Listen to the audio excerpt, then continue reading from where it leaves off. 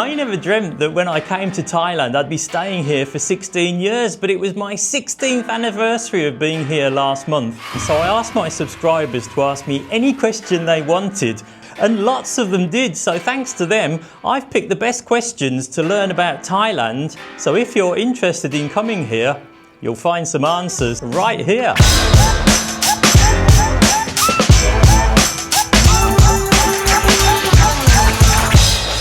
So Sangroper, g'day mate, asks, do you prefer travelling in North or South Thailand and why? That's a really difficult one because I like travelling everywhere in Thailand and around Asia. I like the North and I like the South. No, you can only pick one. Maybe I'd pick the North.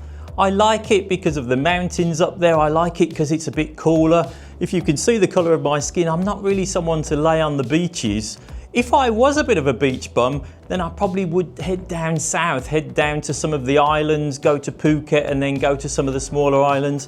What I do really like about the deep south, I actually used to work in Hat Yai in the south, is the food down there. If you like Indian food like I do, curries, things like that, then some of the food down south is absolutely, in my opinion, the best in Thailand. There's something for everyone in Thailand, so if you do come out here, try and get around as much as you can. Will you ever consider coming back to the UK to live or for a holiday? Asked by David Russell. Well, I have been back for a holiday, but as regards coming back to live, probably not. Not because I hate it there. I'm not one of those people who hates on the country that they've come from. I think England is a great country still. But what I don't want is those cold winters with my bones that are getting very creaky these days. Ice on the windows, dark at 4 p.m. I don't miss any of that when I'm sitting on the beach with a nice glass in my hand, watching the sun go down. So the next question is from Little Boots XX1V, a bit of Roman numerals creeping in there. XX1V, that means 24 in Roman numerals, doesn't it? Fancy not knowing that. And they asked me, do you prefer planes, trains or buses? Not automobiles, buses. And which is the most important, cost, convenience or comfort? Well, if you've watched my channel for any length of time, you'll probably know that I really love Thai trains. Why? Well, because I think they're underused. I think they're a real scenic way of getting there. You appreciate the journey as much as the destination. And as well as all of that, most of the time they're dirt cheap. So I do think that trains are a great option. Planes, well, you could be anywhere in the world. Buses in Thailand, well, they tend to be a bit old, many of them, and minivans, don't start me on minivans because I just think they're dangerous, so I don't like those at all. Cost, convenience or comfort? My reason for liking trains, well, partly it is the cost. Convenience or comfort? Well, not so much.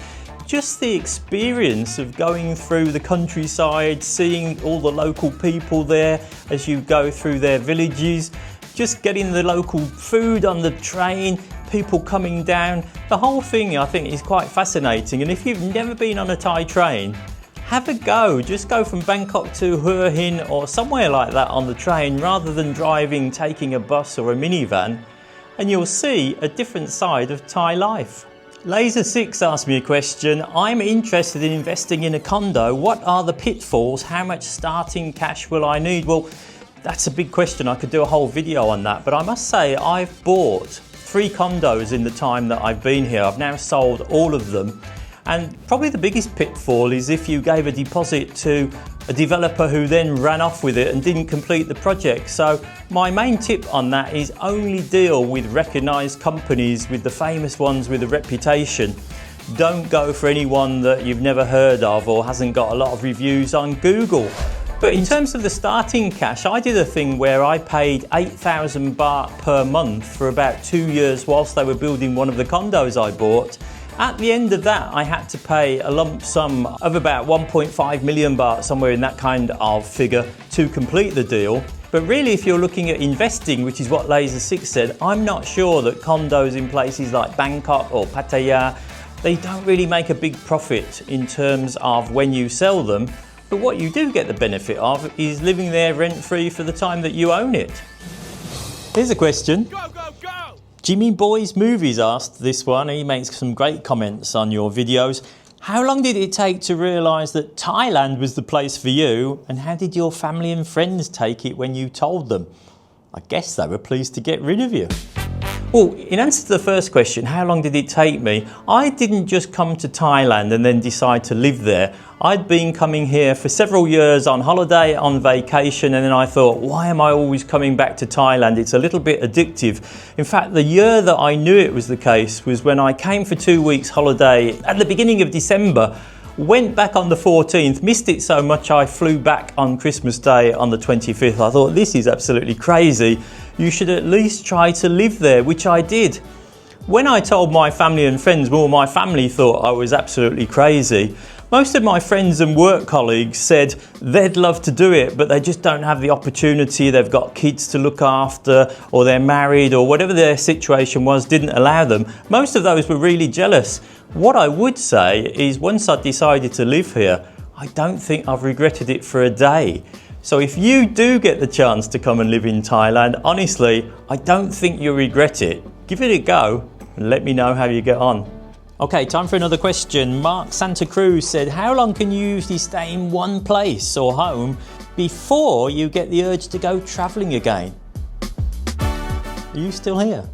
My answer is, I don't like staying in one place. If you watched my channel recently, you might know that I had 2 illnesses. One, Bell's palsy on the face, and secondly, I broke 2 bones in my foot, and I've been at home for about 6 weeks and I'm crawling up the walls. So really, Thailand's such a great country, and nearby the surrounding Asian countries as well. There's so much to see, and if you're as old as me, I think so little time that I just want to get out there and see as many places as possible. My tip is, if you come to Thailand, don't just go to Bangkok and then Phuket and then Pattaya, Hua Hin. Try and get out to more places, 77 different provinces and great differences between them. Try and see a few more places and then get that feeling that you've really experienced whatever the real Thailand is to you. Anders Fant is another one who often leaves comments on my videos, and thanks for that. He said, any thoughts about friendship? There is a saying, never trust another Farang, another foreigner in Southeast Asia, and I have heard that. What I must say is it's pretty easy to make friends in Thailand. Either other travellers that you meet en route, other expats that are living in Thailand, or indeed I worked in Bangkok for about 10 years and I found the Thai people that I work with to be amongst the most friendly in the world. It's very easy to make friends. But that saying about never trust another Farang, would I do business with someone in Thailand, another foreigner in Thailand? Probably not. I'd be very careful about doing business in Thailand with anyone, to be perfectly honest with you. It's a great place to come when you know you've got a secure financial setup. But if you're having to go into a partnership to make money, then that is a situation where you can get problems. It's never happened to me, thankfully, but I would be a bit cautious, not only of the Farangs, but of anyone who says, I've got a great deal for you where you're going to make loads of money in Thailand. So be careful out there is my best advice. Let's have another question, and this is from Mank Julian. Did you ever have a total party spell, drinking regularly, being naughty, or have you always been an upstanding citizen? Upstanding citizen? Him? I don't think I've ever been an upstanding citizen. When I first came to Thailand, I actually stayed for about 3 or 4 months, and I was still in holiday mode. I was still in tourist mode. I was spending every night. I was going out every night. I was actually drinking every night as well. And after about 3 or 4 months, I thought, you've got to stop this. Not because I was being very naughty, but because it's just too expensive. No. When you come to Thailand, it's best to stop thinking about life back home, comparing the prices, just going crazy like you would if you were on 2 weeks vacation. When you live here, it's slightly different. You've got to be more careful about the money, and you have to be a little bit more serious. So after those first 3 months out of my 16 years, for the last 15 years and 9 months, upstanding citizen, not really, but I've definitely been quite a boring person by comparison. So Wayne A, he sent in a very interesting question. He said, Give me some advice for someone 43 years of age, no savings, 20 years left on their mortgage, but wants to retire to Pattaya. What's the best way to go about it? And I had to say, when I saw someone else's comment on that question, I had to smile because they wrote rob a bank. And that would be one way of making it work. But let's be realistic about this. I came here when I was 47 years of age. I did have a mortgage, but by selling my property, I was able to pay off the mortgage and still have a few pounds left in the bank after that. And now I'm living in Pattaya, and I've been living here since COVID. But what I would say to you is Thailand is not the sort of place to go when you're on a really limited budget, in my opinion. I remember one Thai friend that I had way back said to me, when you live in Thailand, you don't want to live like a Thai person, you want to live like a foreigner. So you don't want to be eating street food every night, 40 baht a plate. You want to be enjoying life and having your comforts and not need to worry about your money. So if it means staying in your home country a few more years to get a little bit of money behind you, if you can do that and maybe pay off a mortgage or any debts, then come here with a nice few dollars or pounds or baht in your pocket, then I guess that's my best advice. But don't wait too long, because Thailand's here waiting for you, and it's best enjoyed when you're a younger person. So Big Ragu sent me a question, and he talked about time. He said, what do you do to pass the time away if you're not a YouTuber or party guy? Well, I'm not a party guy. Some people say I'm not a YouTuber either, but that's another question. There's so much to do in Thailand. The first thing I would say is you probably need to get a hobby or possibly do some work here. I actually worked for 25 years in England before coming here. I was used to getting up at 6:30 in the morning, and when I came here, I did feel for the first few months, what am I going to do? And I did end up working for 10 years in Bangkok. Partly because it gave me some Thai income, but also because it just kept the old brain active. You don't have to work, but I think you do need some sort of hobby or interest to keep your mind active so that you don't get bored. I mean, loads of people take up golf and play golf. A lot of people do something like learning the language. That definitely helps you enjoy your stay if you can speak a bit of the Thai language. Many people just travel around and see all the different types of place that Thailand offers, learn something about the culture. You could do meditation, you could learn about Buddhism. Another thing that you could do is get yourself fit. There's plenty of opportunity to do sport, and there's also plenty of opportunity to exercise. That's still on my list of things to do when I'm feeling fully fit. Here's a couple of questions that I was hoping I wouldn't get asked. Sunshine Man from UK said, is it possible to have a successful relationship with a Thai bar girl? And a similar one was from Mank Julian, where he said, did you ever fall in love with a bar girl? I've been here 16 years, and you'll have to believe me when I say I've never had a relationship with a Thai bar girl. I'm not against the idea. I've got lots of friends who have met girls who are working in bars. They've married them, they've had children, and they've got a really nice life together that's lasted for many years, but it's just not for me.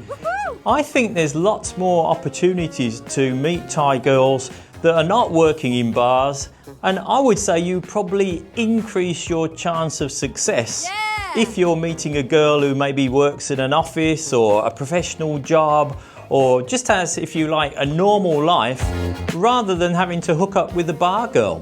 I kind of know what it's like if you're coming here on holiday or vacation. Maybe your only opportunity is to go and drink in a bar and meet someone there. But if you stay here for a long time, there's so many places that you could meet up with someone just in your normal life. Maybe it's going to be in the shopping centre. I was lucky to meet a few people through my work in Bangkok when I was the Director of Studies of a language school. It's amazing the different places that you can meet someone, and all you've got to do is have a bit more luck in maybe getting someone's telephone number and then see what happens after that. I do remember I was out shopping a few years ago, and I went into a shop and The woman who worked there was absolutely stunningly beautiful. So I thought I had a bit of game, because I went up with 2 shirts and I used this corny line, which one of these 2 shirts comes with your telephone number? She replied instantly, you've got to buy both those shirts to get my number. I'm now the proud owner of 2 shirts that I never wear, and I don't think I ever saw her again. Here's a question from Check Out. It says, what was the worst trip you had in Thailand and why? Now, actually, most of my trips in Thailand have been absolutely fantastic, but there was one that went completely belly up. That's the word I'm looking for.